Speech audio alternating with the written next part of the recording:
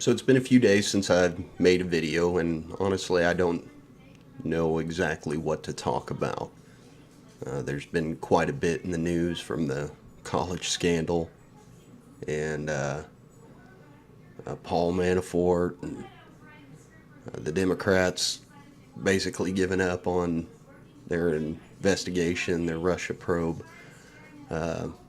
But I don't want to talk about any of that. I want to talk about the competition that I have coming up soon. So recently, regarding competition, I've been reading on a specific forum, and there was a gentleman who posted about a competition that he was hosting.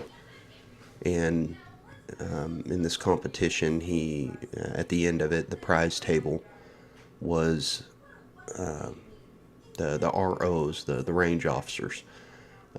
They're normally volunteers. They volunteer their time to come out, and you need a bunch of them. You know, a minimum of 2 to 3 per stage, and it's hard to find people who are willing to volunteer to come out and do this. So normally at the end, they do something nice for them. They'll raffle off a extremely nice prize. In the competition, the sport that I shoot in, typically it's a chassis or a stock or a barrel or a really nice optic.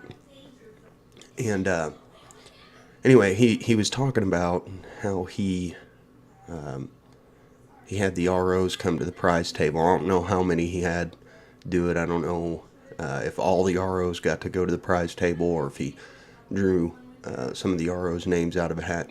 Anyway, it's a really nice gesture, and it gives range officers or gives people incentive to volunteer to come and be range officers at competitions when more often than not they're shooters themselves, and they're foregoing the competition in order to be the RO for it.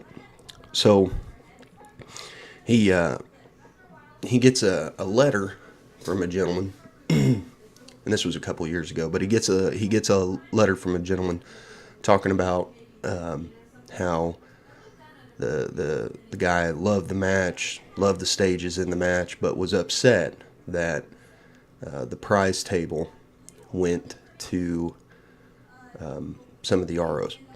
The point of this gentleman's post was to bash what he calls jersey shooters, team shooters. They're typically sponsored by a company in the shooting world, or several companies. You know, they'll have an optic sponsor and a rifle sponsor, a barrel sponsor, so on and so forth. And he was talking about how these jersey shooters are the death of the sport, and his main complaint was that it was a jersey shooter that had sent him the letter after he directed this match. Now there was a lot of response to his post, and it was a long post, and a lot of what he said was I can understand, but he seemed to be speaking out of anger, almost like his ego had been stepped on, because somebody questioned his methods. So that got me to thinking, you know, his complaint about jersey shooters. You know, in every sport, you know, what drives people to want to be exceptional at that sport is not just the idea that I am exceptional at this sport. It's some degree of notoriety. It's some idea that I could be so good at this that I could be well known. And in our culture today, if you are extremely talented, extremely gifted, and you work extremely hard at a given task, we have you know, institutions in place to recognize that achievement. So you've got professional events, you've got the NFL for football, you've got the NBA, you've got MLB, NHL. Hell, there's even a golf channel for people who are exceptional at golf. There are people willing to watch golf on television. If there are people out there who will watch golf on television, surely there is somebody out there who will watch precision long range shooting. Well, I would, but I'm just me. So knowing that going forward, the jersey shooters, in my opinion, are necessary. And I say that I'm not one. I have a jersey. I wear a jersey at these competitions, but I paid for it. And I do have sponsors, but none of them are shooting companies. The sponsors that I have paid for my competitions. They paid the entry fees, my gas to get there, and my hotel stays, which is huge for me. But all of my equipment is mine. All of my gear is mine, and that's by design. You know, what I run on my rifle is what I want. It's what I use. Now, if those companies come to me later on and say, "Hey, we want you to be part of our team. You're exceptional at this," I would be absolutely out of my mind. I would be absolutely stupid to say no, because this is what I love to do, and they're willing to give me free products, new stuff that they've been working on in order to do it. I'd be stupid to say no. So that drives us towards where we want this sport to be. We want it to be nationally accepted.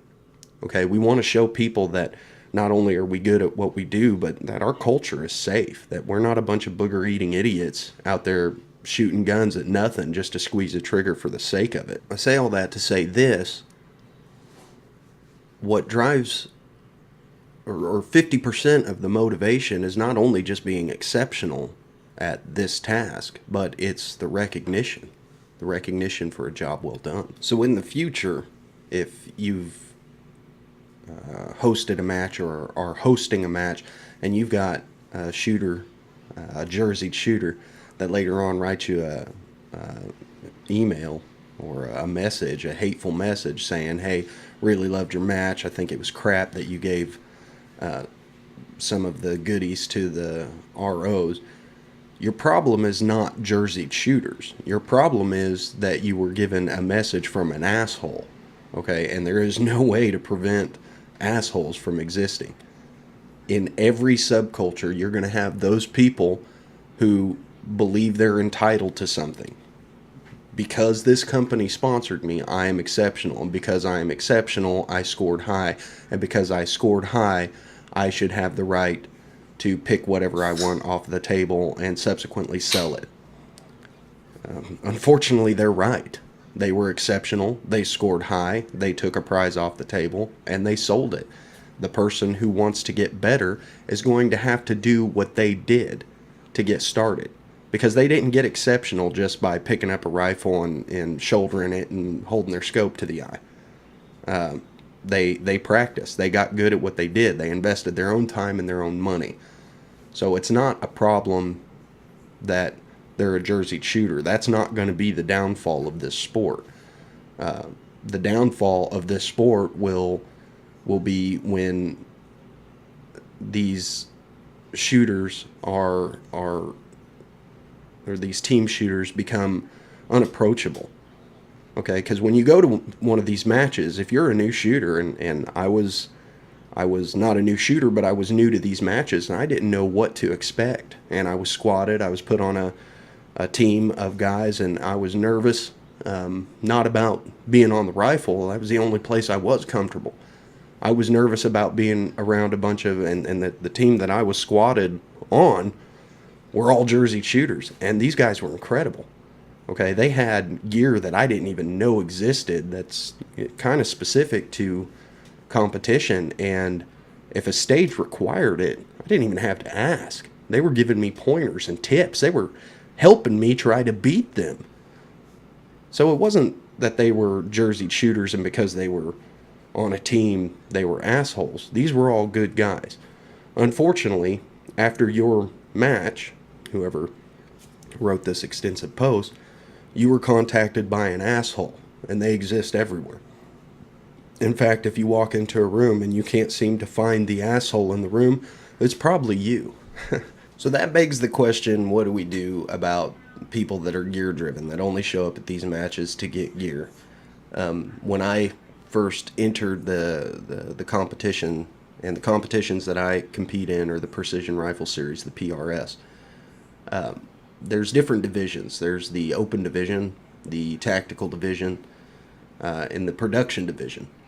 And each has their own rules, and I'm not going to go into it. But suffice to say, if you're running the tactical division, you're shooting either a 308 or a 223 or 5.56, and you're shooting against guys with rifles that are built for competition. And although you're in a different division, at the end of the match, the points are still. It doesn't matter that you're in a different division. You don't have a separate prize table from the open guys and the production division. In the production division, these are off the shelf rifles with an MSRP limit, so their rifles can't be worth over a certain amount.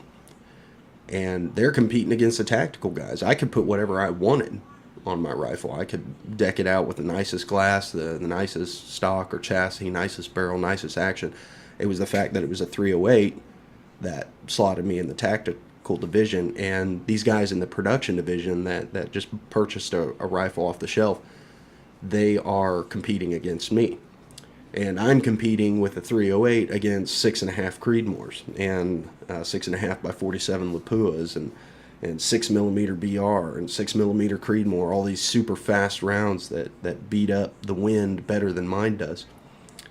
But at the end of the match, I didn't have my own prize table. Now, if you were the top tactical shooter in the match, you got a trophy or a memento or a trip to the prize table. And if you were the top production shooter, you got a trip to the prize table before everybody else, or you got a trophy or a keepsake or a memento, something that recognized your accomplishment. But as far as all the neat gear on the table, the goodies, those goodies were not separated out by division. It wasn't like here's the production division table and here's the tactical division table and here's the open division table. You were competing against high-end rifles for nice gear. So, at first I was confused by that. And then I realized, that's just part of the sport. So to recap, I don't think the jersey team shooters are going to be the downfall of the sport. I think that they are moving it in the right direction.